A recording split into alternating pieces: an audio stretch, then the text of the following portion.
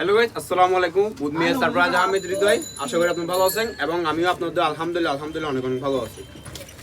তো একটা বছর বলতে 2024 সাল চলে যাচ্ছে, অলরেডি 2025 সাল পার হবে। আজকে হচ্ছে 35 নাইট।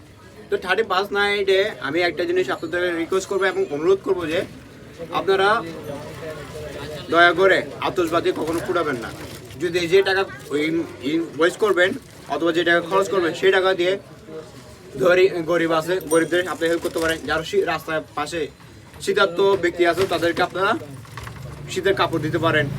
আমি কেন বলতেছি আতশবাজি না ফোটানোর জন্য, কারণ ছোট শিশু আছে, নবজাতক, তারপর হচ্ছে যে আপনার হার্ট অ্যাটাক রুগী আছে, তো এবং কি ওয়াইল্ড বার্ড আছে। এই আতশবাজির কারণে অনেকগুলো মানুষের প্রাণ যাচ্ছে এবং কি অনেকগুলো পশু প্রাণ যাচ্ছে। তা আমি এটাই মনে করি আপনারা যদি না ফুটান তাহলে অনেক ভালো হয়। যে টাকাটা আপনারা খরচ করবেন সেই টাকা দিয়ে যদি আপনি শীতার্ত ব্যক্তি এবং আল্লাহ তাআলার সামনে দিনটা ভালো যাবে সেই জন্য কামনা করলে ভালো হয়। এটাই আল্লাহর কাছে দোয়া করবেন আর নামাজ পড়বেন। আজকে আছে এই ভিডিও এই কথাটা বলার জন্য। তো ভালো থাকেন, সুস্থ থাকেন, আগামী কালটা যেন ভালো যাক, কারণ যাই দিন ভালো 80 দিন খারাপ। আল্লাহ হাফেজ।